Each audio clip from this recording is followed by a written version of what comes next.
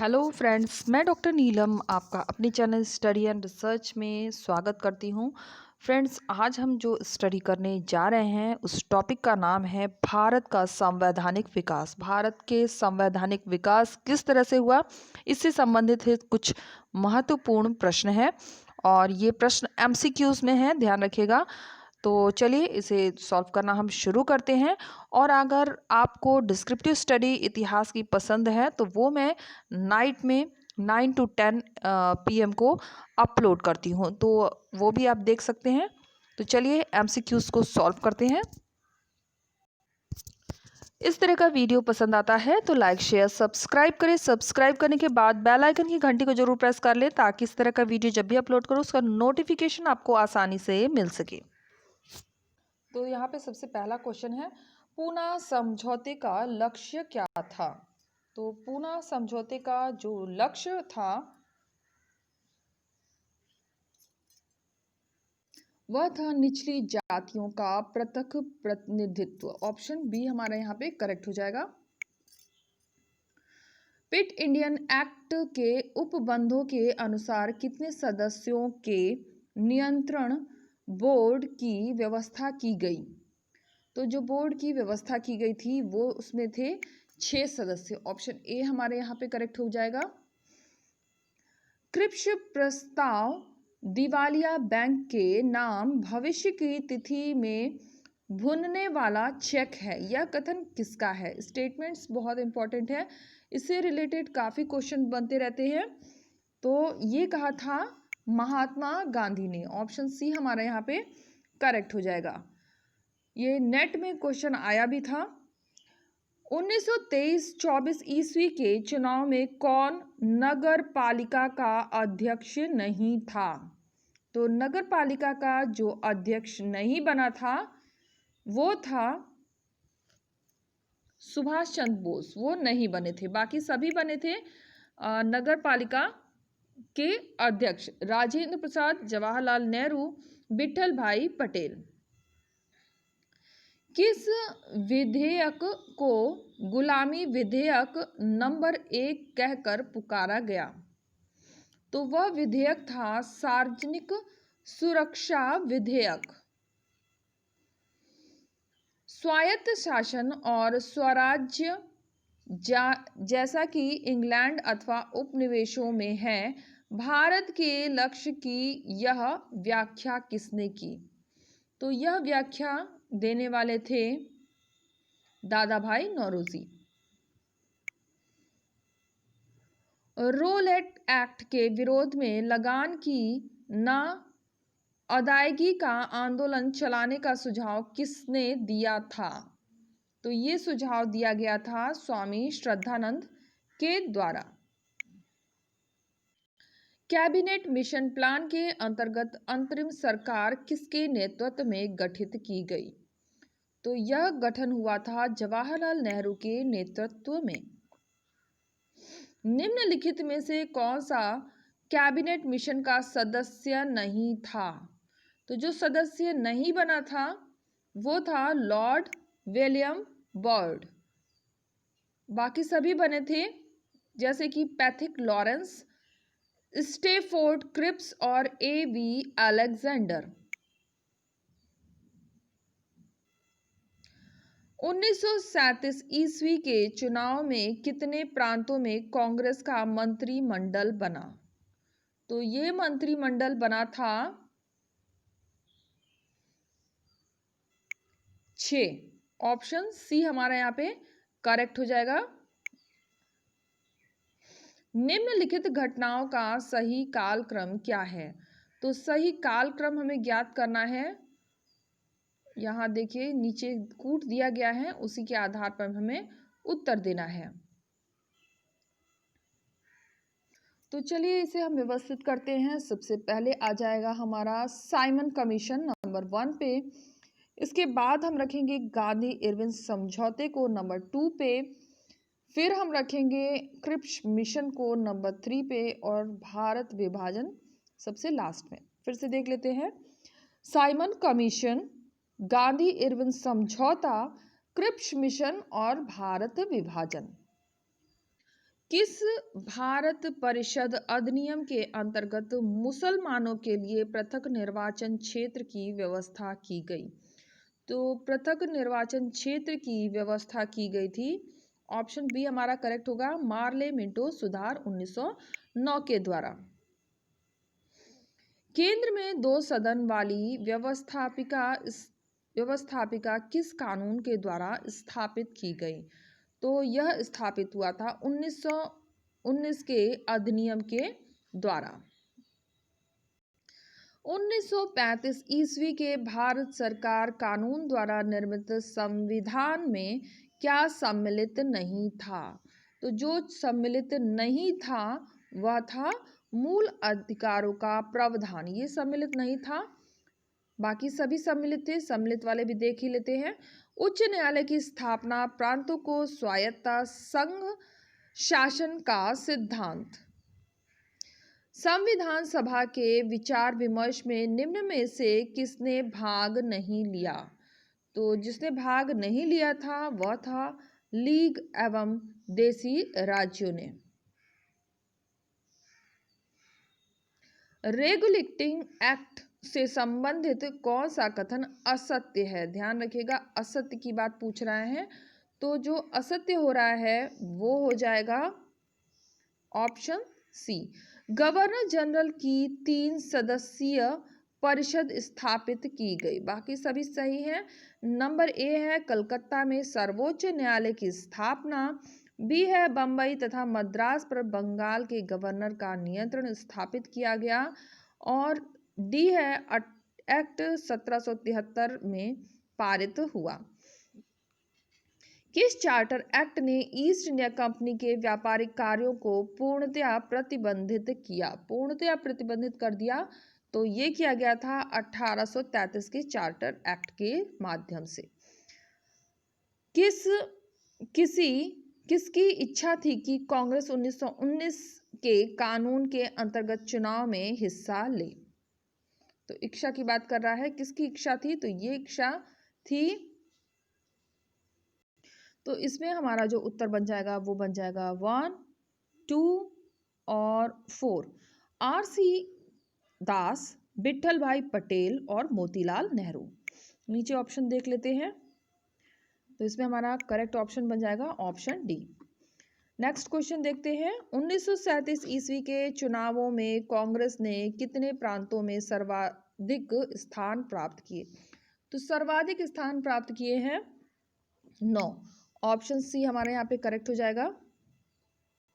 Question number 20, Bharat सचिव को भारतीय मामलों का नियंत्रण किससे प्राप्त हुआ? तो ये नियंत्रण प्राप्त हुआ था 1858 का सुधार कानून के द्वारा। 1892 ईस्वी के सुधार कानून के संबंध में क्या असत्य है? तो जो इनकरेक्ट है उसी को हमें चूज करना है, तो इसमें जो हमारा इनकरेक्ट हो रहा है वो हो रहा है ऑप्शन डी, सांप्रदायिक निर्वाचन पद्धति आरंभ की। तो ये हमारा इनकरेक्ट है। जो करेक्ट है वो भी देख लेते हैं। ए कहता है परिषद के अतिरिक्त सदस्यों की संख्या में वृद्धि हुई, बी कहता है सरकारी सदस्यों के बहुमत को समाप्त नहीं किया गया, सी कहता है परिषद के अधिकारों में वृद्धि की गई। तो ये सभी सही है, और जो इनकरेक्ट हो रहा है वो रहा ऑप्शन डी। किसने पाकिस्तान की मांग को 2 टूक ढंग से अस्वीकार कर दिया? तो अस्वीकार करने वाला था कैबिनेट मिशन योजना 1946। इसने 2 टूक शब्द में इनकार कर दिया था। मार्ले मिंटो सुधार के पीछे मुख्य उद्देश्य क्या था? तो जो मुख्य उद्देश्य था वो था एक संप्रदाय को दूसरे संप्रदाय से लड़ाना। किस एक्ट के द्वारा मुसलमानों के लिए अलग प्रतिनिधित्व की मांग को स्वीकार किया गया? तो ये स्वीकार किया गया था 1909 के कानून के द्वारा। भारत के विभाजन के लिए 3 जून 1947 को बनाई गई योजना को कहते हैं। तो इस योजना को क्या कहा जाता है? इसे कहते हैं माउंटबेटन योजना। ऑप्शन ए हमारा करेक्ट हो जाएगा। किस कानून द्वारा भारत में पहली बार कंपनी के मामले को नियंत्रित करने की कोशिश की गई? तो नियंत्रित करने की कोशिश की रेगुलेटिंग एक्ट के माध्यम से। किस कानून ने अखिल भारतीय संघ की योजना को रखा? अखिल भारतीय संघ की योजना को रखा गया था 1935 के एक्ट के द्वारा। निम्नलिखित में से कौन सा कथन सही है? यानी जो करेक्ट है उसकी बात कर रहा है, जो करेक्ट है उसी को हमें ढूंढना है।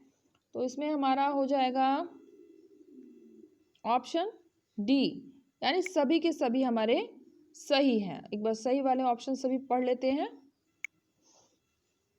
सबसे पहले बोल रहा है रेगुलेटिंग एक्ट ने गवर्नर जनरल के अधिकारों को नियंत्रित कर दिया, सही है।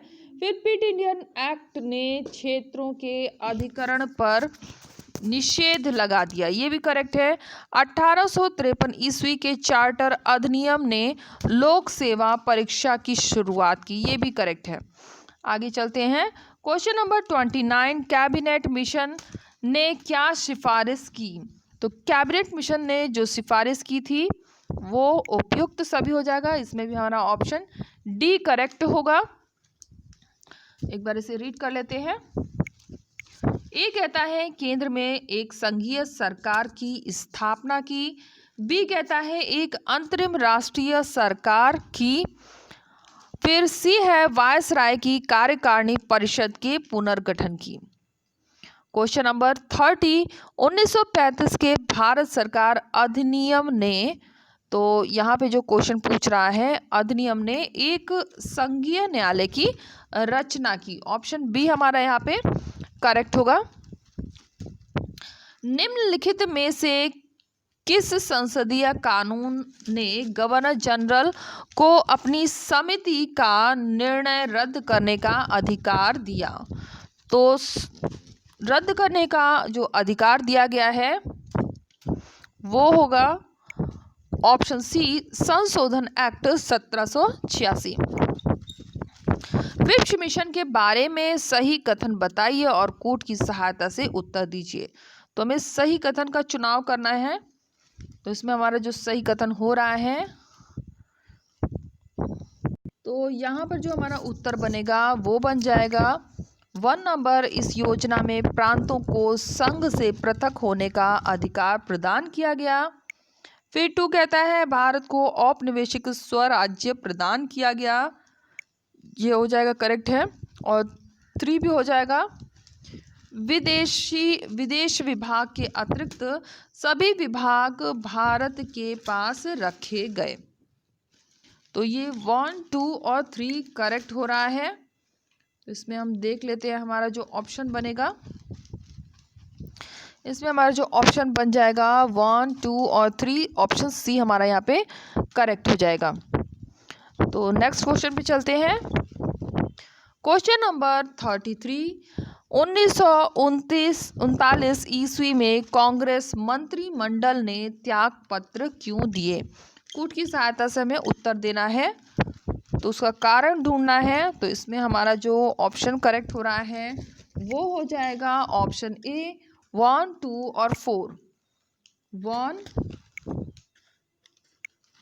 2 और 4 आंसर रीड कर लेते हैं एक बार। नंबर 1 है अंग्रेज गवर्नर द्वारा मंत्रिमंडल के कार्यों में अनावश्यक हस्तक्षेप। नंबर 2 है ब्रिटेन द्वारा कांग्रेस से बिना सलाह लिए भारत को द्वितीय विश्व युद्ध में शामिल करना। नंबर 4 है ब्रिटेन द्वारा भारत को युद्ध के उपरांत पूर्ण स्वतंत्रता प्रदान करने को आश्वासन देने से इनकार करना। तो ये सभी थे। क्वेश्चन नंबर 34, 1858 ईस्वी में भारत में वित्तीय प्रशासन का सर्वोपरि नियंत्रण निम्नलिखित में निहित था। तो किस में निहित था? तो ये निहित था ब्रिटिश पार्लियामेंट में। ऑप्शन बी हमारा करेक्ट हो जाएगा। निम्नलिखित में से किस अधिनियम ने भारत में वित्त पर गवर्नर जनरल द्वारा व्यापक नियंत्रण स्थापित करके भारत सरकार के एकात्मक स्वरूप को सशक्त किया? एकात्मक स्वरूप को सशक्त किया, तो इसमें हमारा ऑप्शन हो जाएगा ऑप्शन डी, 1833 ईस्वी के चार्टर एक्ट ने। निम्नलिखित घटनाओं में से कौन सी कालक्रम के अनुसार सबसे बाद में घटित हुई? तो सबसे लास्ट में जो घटित हुई वो था अंतरिम सरकार में मुस्लिम लीग का सम्मिलित होना।